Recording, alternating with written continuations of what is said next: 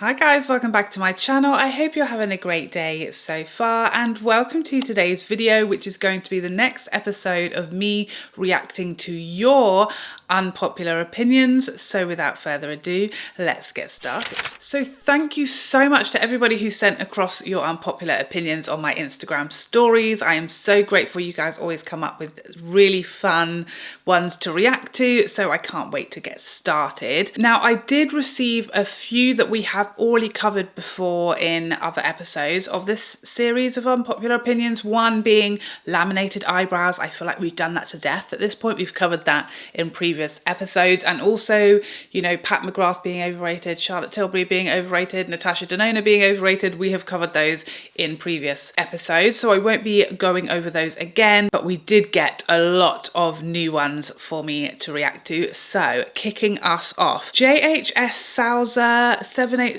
I'm gonna say that's your handle. I'm sorry if that's not even close. I don't get people with redness that cover with lots of correctors and full base, then put lots of blush on the face. It sometimes looks like they have redness again. I have a fair bit of redness and I love me some blush. I definitely don't think this is what my redness looks like. I will say that. My redness of my rosacea on my skin does not look like this. But you know, if you're using a red blush and maybe you've got a lot of redness and you've used quite a sheer base, obviously it's going to show through. Sometimes that's a problem I have. That's why I don't really love using sheer or light coverage foundations, because my redness will still show through and then it gets a bit muddled on the skin as to what is redness and what is blush, or what is bronzer and what is discoloration. So I definitely like to use a foundation that at least neutralizes my redness and discoloration, if not covers it, because otherwise, yeah, everything just looks like it's in the wrong place, or it's a bit muddled or a bit confused. But yeah, you know, people do what they want to do with their makeup, and that's fine by me. Nafiza79 says, putting a cap on how much makeup should be released. I'm assuming you're saying there should be, or you would like to put a cap on how much makeup should be released. I mean, it feels like there's more and more releases, makeup releases, but at the same time, there is no need to buy it all. You know, we don't have to try and keep up with every makeup release and buy every makeup release. I definitely don't. I don't even review every product that I buy, because I can't keep up. Okay, I don't have the time. I can't make 6 videos a day. So, you know, just as long as we are not trying to buy everything, it doesn't really bother me how many makeup products or items are released. You know, brands can do what they want. Not every product released will be for you, but it might be for the next person. So, you know, as long as they are releasing the products that I want to use, I'm happy. You know, I'm not going to buy every single one of them, and nor should anybody try to. So yeah, I think release as many or as few as you please, and I will just choose the ones that I'm interested in. Jennifer Robson says, clumpy mascara, not even really clumpy, looks like spider's legs. This is interesting because I tend to prefer a clumpier looking lash, but I feel like the sort of more skinnier, spindly looking lashes, that to me is spider's legs. Like unless we're talking tarantulas, you know, or like desert, like wolf spiders or something. Spiders' legs are skinny. You know, the majority of the spiders that I meet on a daily basis have skinny legs. So, you know, big fat clumpy lashes does not look like that to me, but I guess everyone's interpretation is different. Jess A X says, we have normalized the average consumer owning 20 plus blushes, foundations, etc.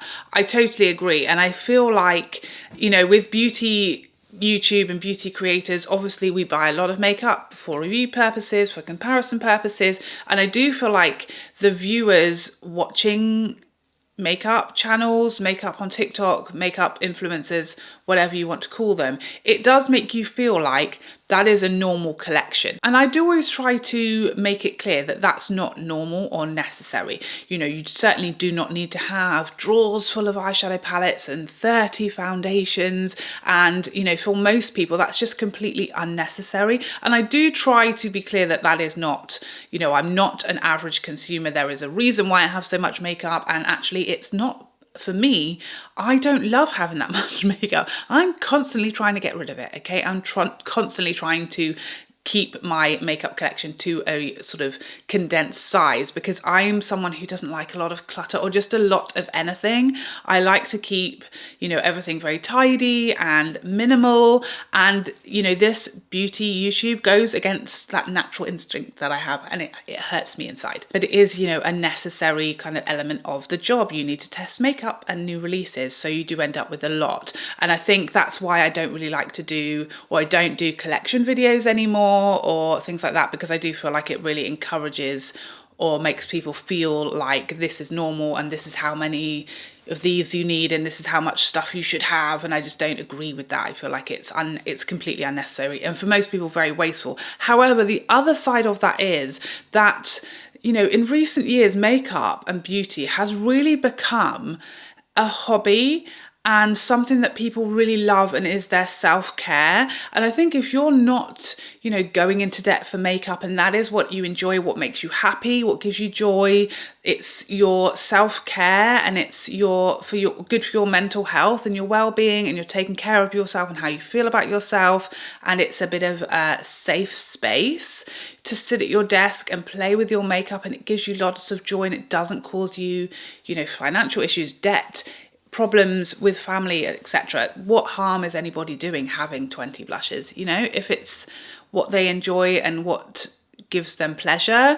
I think it's become a hobby, and lots of people collect makeup now, and although, you know, it expires and some people feel like it shouldn't be a collectible item, I just feel like people should enjoy what makes them happy, and that's kind of what it's become. That yes, nobody needs 20 blushes, but do some people enjoy having a large collection of makeup? Yes, for sure. Brenda Boston Girl says there is not enough room on the cheek for blush, bronzer and highlighter.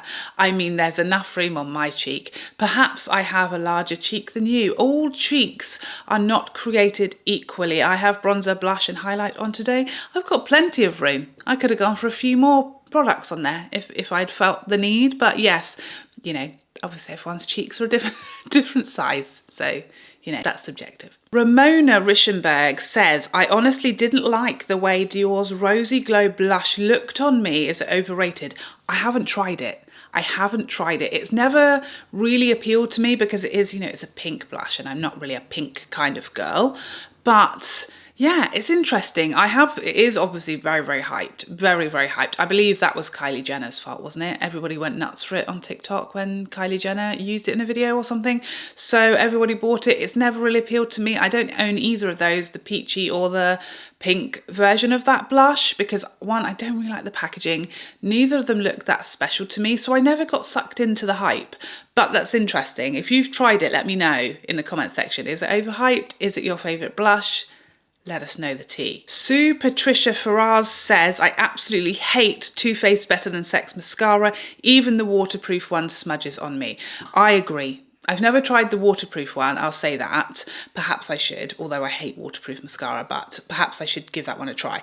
But the original one, I've never been more baffled by a product that's so popular in my life. That was like the mascara 10 years ago, and I bought it and tried it, and it's the only mascara. I don't have oily eyelids, so I never really have an issue with like transferring mascara, because that typically is what causes transferring mascara, is when your oily lids are like breaking the mascara down, stopping it from staying set, and so it transfers. I've never had an issue with a mascara before, really. That one was everywhere. It was all under my like proper panda eyes. I was so confused as to how so many people loved that mascara, because it was so bad, and it looked nice on my lashes. Nice, not amazing, but that was unforgivable. So I am fully with you there. Andrew Foe says, TikTok is for kids. I mean, well, it depends what we're calling kids, doesn't it? So, like, mine are not of legal age to even use TikTok, and they certainly won't be for a very long time, because I have seen some horrific things on there, so I wouldn't be letting my kids anywhere near it. But I'm assuming you mean maybe younger people. I feel like that's the target audience. For sure, the target audience, the people who go mega viral and get millions of followers on there very quickly, tend to be, you know, mid-teens to mid-20s. So I feel like that is probably the target audience, but I also get a lot of fun and joy out of TikTok. I don't make them. I don't really make TikToks. The occasional one, sure, when the mood strikes me, but I certainly am not trying to gather a following on TikTok, because that is like, I feel like all the mean people left YouTube and went to TikTok. Like, I don't really struggle with mean comments on YouTube anymore. They all appear to have gathered on TikTok. And I think that probably is a sign of the age range as well, because I'd like to think that grown adults aren't trying to bully random strangers on the internet. Some do, sure, but typically the meanest comments, in my experience, come from younger people. So yeah, it's definitely not for me as a platform to use, but I really do like watching it and watching TikToks, typically, you know, funny, animal videos, pranks, things like that, that just tickle my pickle, to just make me smile, make me laugh. Oh, I love the, like, at the moment I'm getting shown a lot of lovely humanity moments from the London Marathon and just things like that just really warm my cockles. I feel like there's a lot of good stuff like that on TikTok. So I enjoy watching it, but I do get your point. I do think that's the target audience. Natalie Napalm says glam eyeshadow looks are no longer popular. This is so interesting, because I never really thought about this, and then I saw your comment, your opinion, and thought about it, and I don't know. I do see a lot of glam makeup still, but I do agree that in the last year or so, like the sort of popular Instagram look has definitely moved towards sort of clean girl makeup, those sort of trends, skin light. You know, we've seen like Huda Beauty moving away from full glam beat looks, and we've seen a lot of like Hailey Bieber and now Sofia Richie being like the role model for like beauty, and they do a lot of, you know, dabbing a couple of dots of concealer and a bit of mascara and a lip balm, and that's kind of, you know, the look of like the it girl these days. So I do understand that, you know, trends come and go, and it does seem like the full glam eyeshadow looks are maybe less what we see, but I still love a glam eyeshadow look, and I don't care what's trendy. Honestly, it does not affect my life, and I don't even know about it most of the time. T.Oi definitely butchered that, I'm so sorry. Big fan of Lisa Eldridge, but I'm tired of the early comer gets the product marketing. This is really interesting. I've not so much seen that about Lisa Eldridge, but I have seen a lot, and I do see a lot of comments about that when it comes to Sonia G as well. And I will say, I don't believe either of those brands that it is a marketing decision or a ploy to make intentionally a really small number of products. And I think the proof of that is how long these products and these brands take to restock items.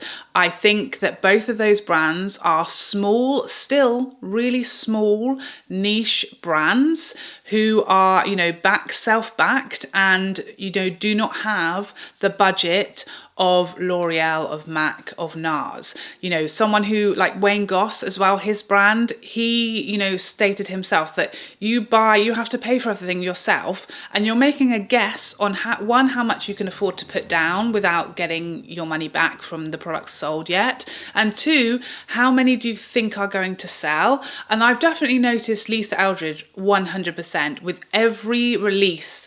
There is more stock as she's trying to react to the consumer need. You know, her first couple of like lipstick launches sold out in literally about 3 or 4 minutes. And now I notice with all of her releases, it's at least like an hour or 2 hours before anything has completely sold out, even a single shade of her lipstick. So I know that Lisa is working very, very hard to increase how much she can afford to buy stock-wise and react to the need. You know, it's about with these small brands that are starting out and growing without, you know, the umbrella of like L'Oreal, then they have to be kept. They can't afford to, you know, buy £10 million £500 worth of stock and hope it's going to sell. They've got to be careful, they've got a budget, and they've kind of got to predict how much is going to sell out. And I know that both Sonia and Lisa, you know, they will get as much stock as they can, that they have the time to and release it in good time, and that they can afford to put out, you know, without really knowing how many units they're going to sell of anything. So I don't think it's intentional. I just think it is really high in demand products from small brands. But I do feel like both of those brands are, you know, providing more and more stock with each release. Ems2612 says the P. Louise eye base is awful for me. I agree. I bought that when I was trying to force myself to use and like an eyeshadow primer instead of concealer and powder that I typically use. And that was one of the first eyeshadow primers that I tried, and I didn't like it either. It's so thick and heavy and it really looked very cakey on my eyes, and yeah, I didn't get on with it very well at all. I know it's a hugely popular product among like real sort of creative makeup artists doing really crazy colourful makeup looks, but that's not me. That's typically not what I'm going for, and it definitely didn't suit how I like to do makeup and what I like to use. So yeah, it wasn't for me either. Ella Graham Makeup says indie brands reviews are mostly not trustworthy. That's really interesting. I wonder if you could tell us why you feel that way. I think, do you mean like their reviews on their website, or I'm assuming that you mean like YouTube reviews of indie brands? I have tried a few indie brands. I feel like there's not as many available here in the UK.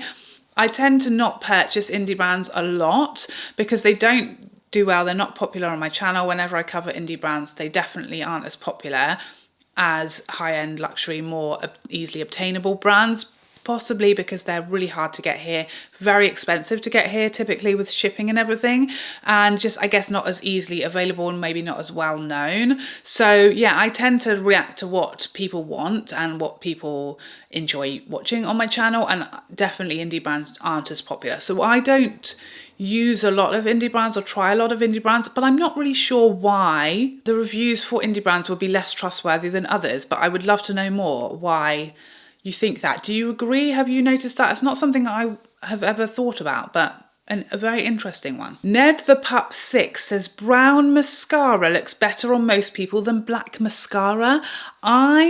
I'm so interested in this. I'm going to try one. I just ordered this Charlotte Tilbury Pillow Talk shade of, you know, my favourite mascara I have on today. I've thought about this before because I've seen people wearing brown mascara and thought it looks amazing, but my lashes, my natural lashes, are very black. So I've always thought, you know, if I'm trying to be more natural, actually black is natural because my eyelashes are very black, my natural lashes. But I feel like brown can kind of give a softer look. I don't know, but I'm willing to try it and experiment for sure. So I will hold this space. Hold the phone. I'm going to try this and I will get back to you. What do you guys think? Have you tried brown mascara? I'm excited to try it. Steph Scherer says the Sephora sale is not a good deal and I end up spending more money. Steph, you are doing it wrong. Now, I agree, it's not like the greatest sale of all time. 20% is like, it's okay, it's a good deal. It's better than no percent, for sure. But I feel like there's a right way and a wrong way to shop the Sephora sale. What I feel is the wrong way is to buy products because they're 20% off that you didn't really want or need in the first place. That's how you lose at the Sephora sale and end up spending more money and not saving money. How you win at the Sephora sale is to wait for it to buy the products that you needed and wanted. So instead of, you know, rushing out and buying everything the second it's released, wait maybe a few weeks if it's coming up. I know they do them, there's 2 in a year, right? I don't really know. Okay, we don't have them here.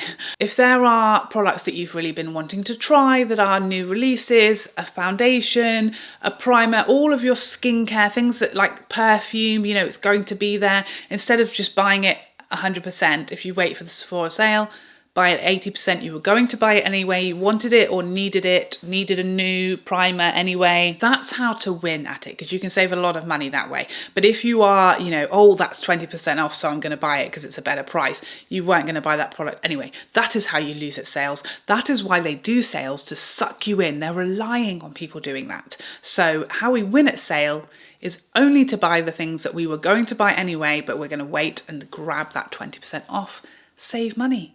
You know, don't let them win. They've got enough of our money already. Suzanne BG says, you made me desperately want to buy Nars Tempted, but it seems to be discontinued. I don't know how this is an unpopular opinion, but while we're here, I had a look and it is out of stock in a lot of places, and so are like half of Nars's blushes. I think something's coming. Either a massive restock is coming and they're just going to restock all those shades soon, or they're discontinuing a load of shades and they're going to bring out some new ones. One of those two things is happening, so we will soon see what's going on there. Eyes Are Dynamite says, you can be an affordable brand and still be original instead of ripping off other companies.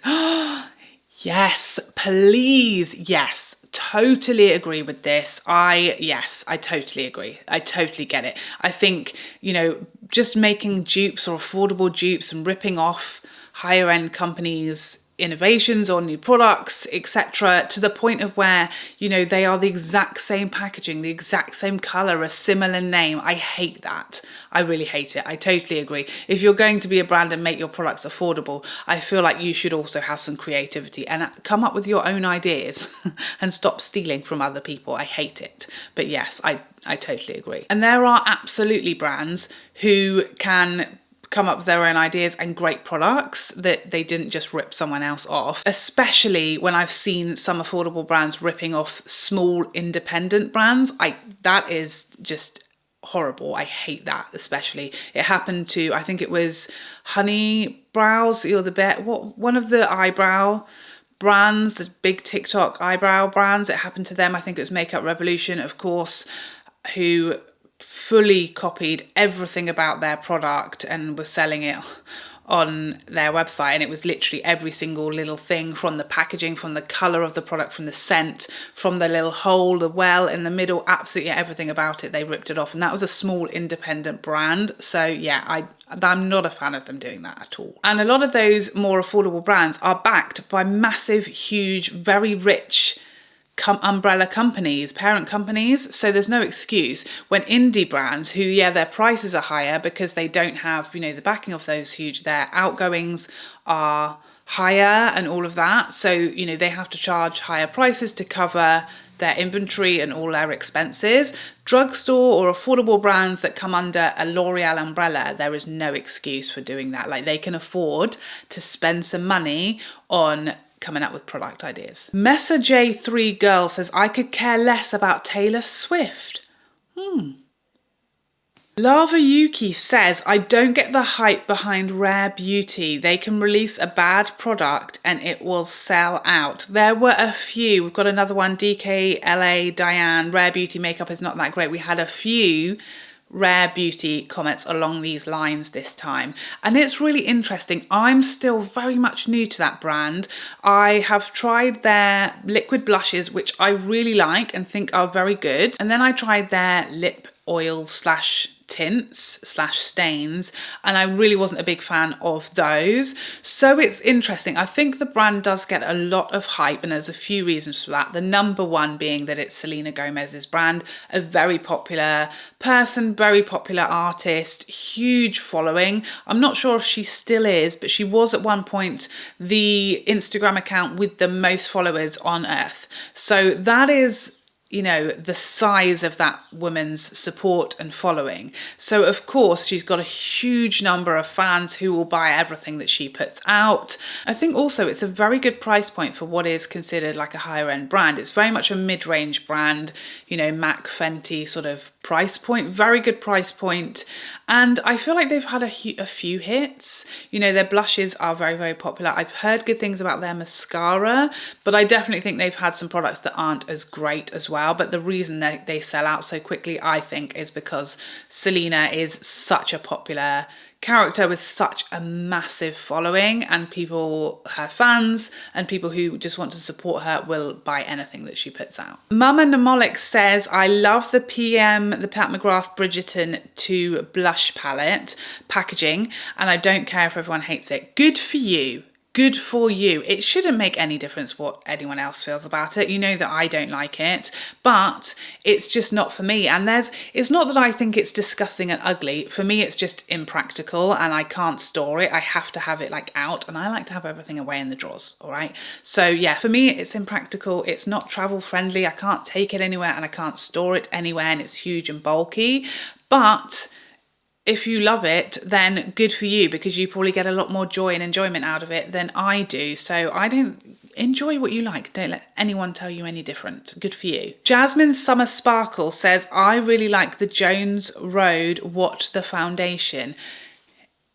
Intriguing. This foundation caused quite the stir on the old TikTok when it first came out a few months ago now. I haven't tried it. I have yet to try anything from Jones Road, and a lot of the reviews I've seen about that foundation particularly are wild. And I think there's a lot of people saying, oh, you didn't use it correctly, you didn't use it properly, or you have to apply it in this specific way. But I feel like, oh, I mean, you know, I can't use my hands. I will not, if a product has to be applied using your hands and not a brush or a sponge, I'm immediately out. I don't like touching anything, least of all foundation.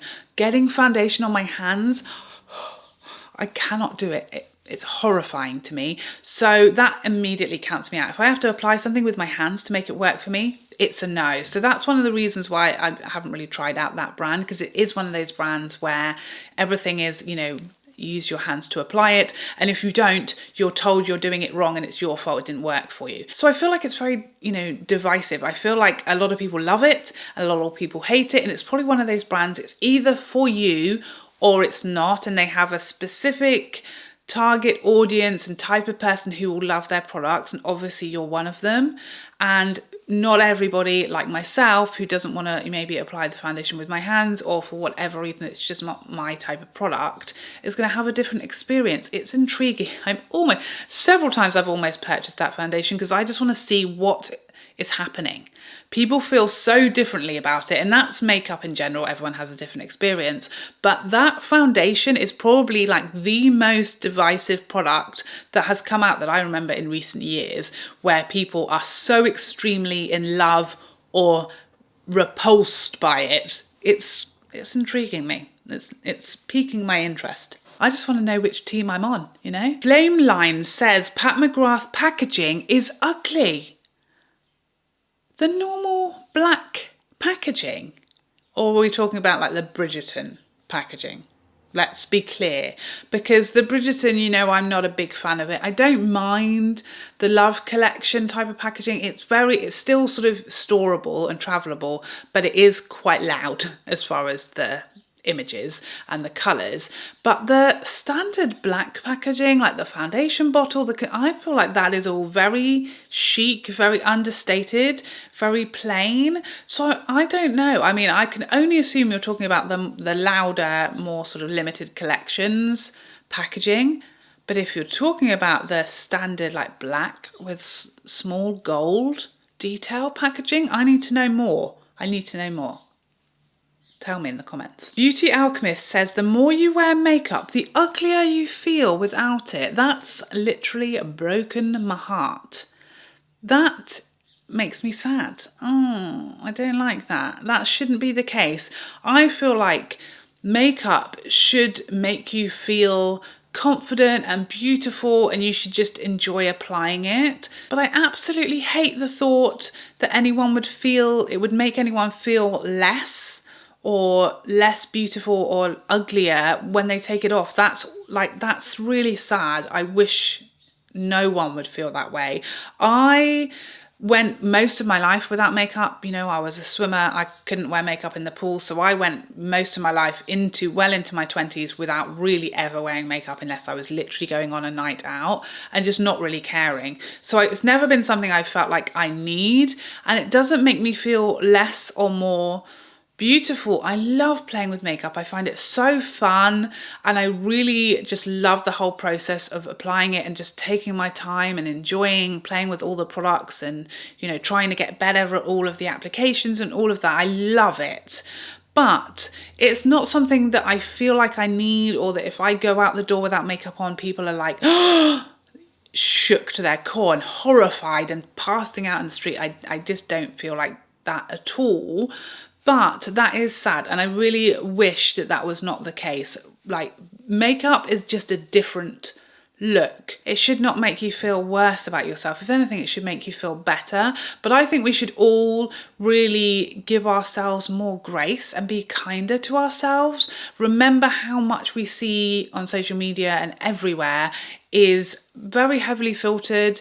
Lots of people have a lot of procedures, or, you know, things like microblading, eyelash extensions, maybe lip filler, Botox. And if that's you're looking at people who have all of these things, hair extensions, everything is enhanced, and you feel less than or plainer, then I feel like that's something that we really need to have a lot more transparency about. A lot of what we see on social media is smoke and mirrors, and your natural beauty is absolutely enough. Liz Joyce says expensive makeup brushes are not worth the money.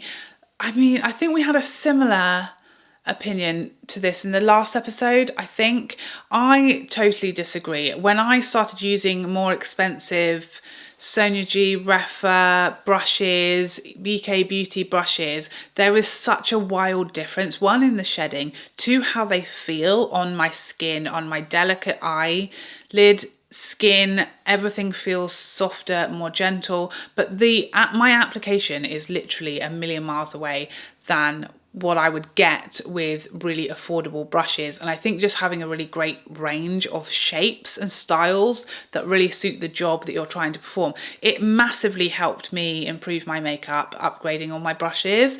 But if you don't find that, then that's great, because you can save a lot of money. But I've had some of my brushes, my expensive brushes, for years, washed them frequently, used them frequently, and they last so long as well. So I think there's something to be said for like the longevity and the durability of more expensive brushes as well. And Fizma says Lisa Eldridge's latest skincare release is a huge letdown. I had a few comments about this, and I saw a lot of comments on Lisa's announcement of her launch of people just really disappointed that it wasn't makeup, because obviously up until this point we've all just been absolutely mad for Lisa Eldridge's makeup, and I was very disappointed when Lisa announced that she wasn't going to be releasing some luxuriously lucent shades for spring as she usually does as well. So I understand we're all crying out for makeup, and we want concealer, and we want powder, and we want bronzers, we want the restock of the blushes, we want all of the stuff from Lisa Eldridge. So I understand if you're waiting for a makeup release and then it was skincare, I understand the disappointment with that. But Lisa has always been, she is a professional makeup artist, works a lot in fashion, in print, and skin prep is absolutely key. And if you watch Lisa and her work, she is all about the skin prep. So for me, it completely makes sense that she would release, her cleanser is also like a face mask and very much like a makeup prep step. And obviously her makeup mist as well, and refreshing makeup throughout the day, all of that is very on brand, I feel, for Lisa. I understand though, if you're waiting for makeup and you don't care about skincare, then you're just disappointed that it wasn't something that was makeup that you could be excited about. But so many releases are coming from Lisa. She's already said she's working on her concealer. She's already said that powder is coming, and primer, I think. She also said that new eyeshadow and restock of her eyeshadow palettes is coming this year. I know she said that she's restocking her blushes, but there's been a production delay there, so those are coming as well. So for sure, lots of makeup releases. Oh, a tinted moisturizer as well is coming soon. So she is churning out the makeup as well, so don't worry, it's coming. But yeah, I do understand a lot of people would just wished it was makeup. Ali Quick says the Pat McGrath bronzers just aren't that great. Interesting. So I have 3 shades of them. I really like Nude Honey. That's the neutral shade. I really like that shade. It's very hard to find more neutral bronzers. The other two shades I don't love as much, but they're nice for me. I don't think they like wowed me or they were like insane off the chart, the best bronzer I've ever tried in my life. So yeah, for me they are nice, but not terrible, not amazing, just kind of, you know, an average bronzer. I think Pat McGrath needed to add a bronzer to her line. You know, it's the only product that she was missing at this point. I don't know, maybe were we expecting, you know, too much? Were our expectations so high because we've waited so long that we were always going to be disappointed? I don't know. Please let me know if you tried the Pat McGrath bronzers. What were your expectations and how do you feel about them? Did they meet them? Were you let down? Were you disappointed? What were you looking for from them? I'd love to know, because I understand it. I do. They didn't wow me either. But I think they're a nice, decent bronzer that kind of, you know, completes her line. So yeah, it's, I don't know. I don't know if I agree or not. What do you guys think? Saie 1572 says, Tower 28 looks cheap and reminds me of Pondland. Do you mean Poundland makeup? I don't know where Pondland is. But I've never tried anything from Tower 28, so I have no idea what it's like, how great it is, or otherwise. But I agree, I'm not a big fan of the makeup. I don't really like the clear plasticky looking products. So yeah, I don't love the look of the packaging, and maybe that's why I haven't sort of bought more from or bought anything from the brand yet. But yeah, I don't disagree. I don't love the packaging, to be fair. Jasmine says, I want 2016 full glam makeup back and not the no makeup makeup. Do what you want, bring it back. Don't worry about what everyone, I don't care less what is in trend, what is in fashion, what other people are doing. Do whatever you want. Who cares what anyone else is doing? You do what you would like to do. Life is too short to be like waiting for something you love to come back in trend. Just do it. Do whatever you like. Everything comes back around eventually. Everyone will go to like no makeup makeup, and then we'll be back before you know it into full beat, full glam, probably more than ever before. So I just do whatever you like, what you're feeling, what you're enjoying. Who cares what anyone else is doing? Marnie Media says Victoria Beckham Beauty is an overhyped and overpriced celebrity brand. I mean, of course, Victoria Beckham was a celebrity, so I suppose it is a celebrity brand, but I do think she's done an excellent job with the products that I have tried anyway, which still is only a few. I've tried her single eyeshadows, her bronzer, her blush stick and highlight stick, actually, I think. That's it. Is that it? I think that's it. All of the products I've tried are nice. It obviously is a luxury brand, luxury price point, but it feels it. You know, all of her components are very luxurious, very weighty. Ingredients, everything. I think it's a fair price point for what you get. So yeah, I think that's just, you know, depends on how your experience is of the products. But I have really enjoyed everything. And I think the luxurious element is really there that you need at that price point. You know, if you're getting sort of Valentino beauty where everything's falling apart and clunking, clicking and breaking in your hands and it feels light and cheap, then I feel like, this is overpriced. But if a product really has all the bells and whistles on it and that really expensive packaging, because components, you know, are much more expensive to buy if they feel weighty and they look luxurious in the hand and they have a lot of detail, a lot of effort go into the packaging, that comes at a price, and the ingredients where they're made comes at a price. So I've never really felt like ripped off by the brand, I will say that. C Sawar says life is too short for a signature scent. So yeah, I went through a phase of like wanting to have a signature scent. Like I wanted to have one fragrance that I always wore and that everyone's kind of associated with me. But I feel like, and I kind of do, I would still say Initio's Oud for Greatness is still like my signature scent. If I had to choose one, that's kind of the one that I wear the most frequently. But obviously with seasons, I tend to change what I'm wearing, and events and occasions, I tend to change what I'm wearing. So I just think in general, life is too short to do anything that doesn't work for you, doesn't make sense for you, or isn't what you want to do. I feel like we all should not care what anyone else is doing, or what we should be doing, or what we should be wearing, or what we should be doing with our makeup or our hair, or where we should be going, or the things that we enjoy. I think in general, life is too short for caring at all about anything other than what we literally want to do and what makes us happy and what we enjoy. I don't care about trends or what anyone else is doing. Life is too short. If you love having a different fragrance every day and that gives you joy, absolutely embrace it. Like, that sounds fun to me. Lilybeth Franco says Lisa Eldridge eyeshadow palette colours are boring and people were into them only because of Lisa. What? I have to hard disagree. This is a bit of a mixture actually. I used a bit of Vega and a bit of Sorcery today on my eyes. This is like the least boring eyeshadow look I've worn for a long time, I would say. I felt like maybe the couple of sort of more neutral, like warm toned palettes, Cinnabar, and I can't remember the other one, but a couple of them were for sure colour stories that I already owned or already had in my collection, so I didn't pick them up. But, you know, as a brand sort of creating their offering, you've kind of got to have a neutral eyeshadow palette. That's kind of something that you've got to have in your range as a brand. But I feel like between Sorcery, Vega, although Vega is a quieter colour story, it is quite a unique one, you know, to have a £6 palette like that, of those tones and the cool overall feel of that palette. The greys it's quite different and unique on the eye, very sophisticated, very special. I fully appreciate and really loved her eyeshadow palettes.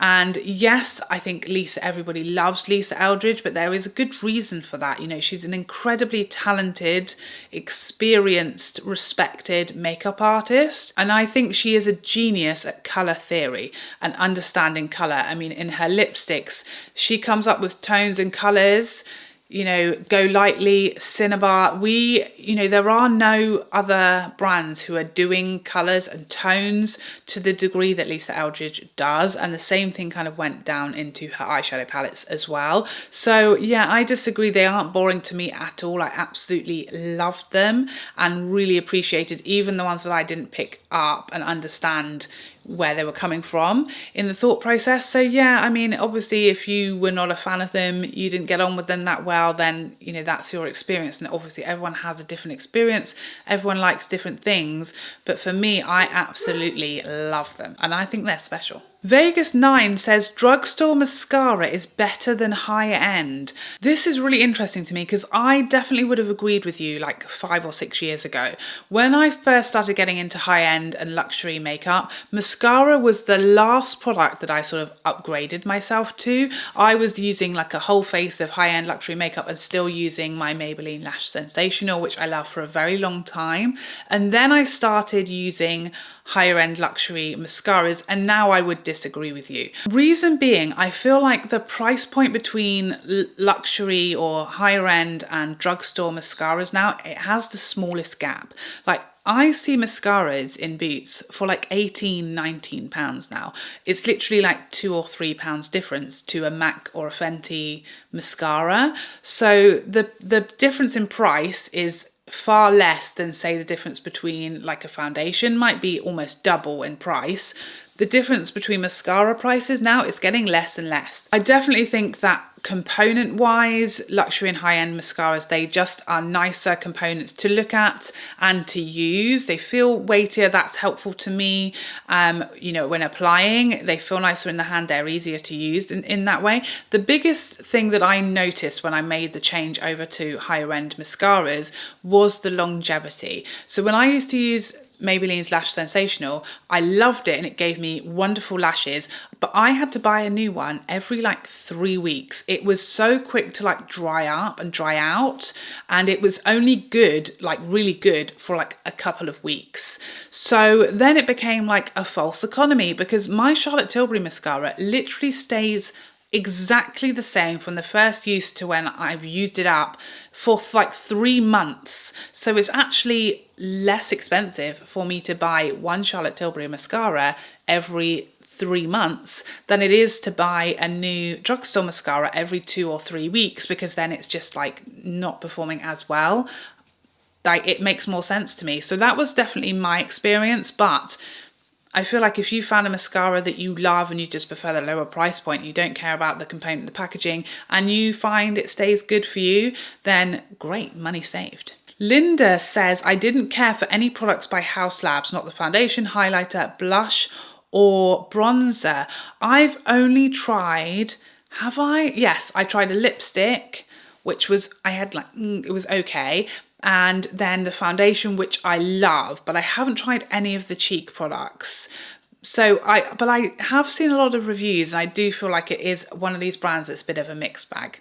I feel like, you know, they are still new and growing and developing, and it may be one of these brands that they go back and reformulate products as they go because they're just not up to scratch. I feel like they smashed it with their foundation, but yeah, I haven't heard great things about their cheek products, to be fair, and they haven't, you know, impressed me enough that I've gone out and bought them. So yeah, I think at the moment they're giving us mixed bag when it comes to the quality. So yeah, I would like to see a bit more consistency, please.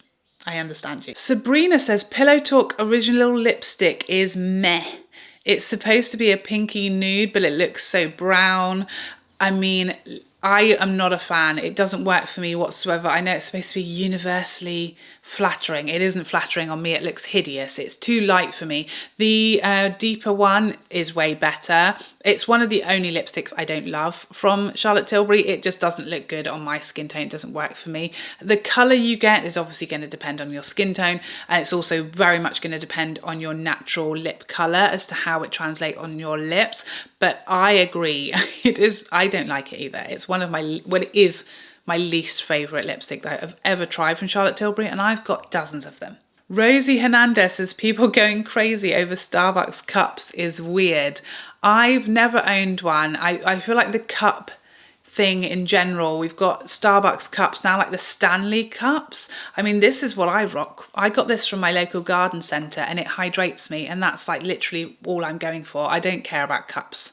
I've never even seen a cup that I was excited about. But again, people enjoy them. You know, it's become a hobby collector's thing, and you know, they're not hurting me, I suppose.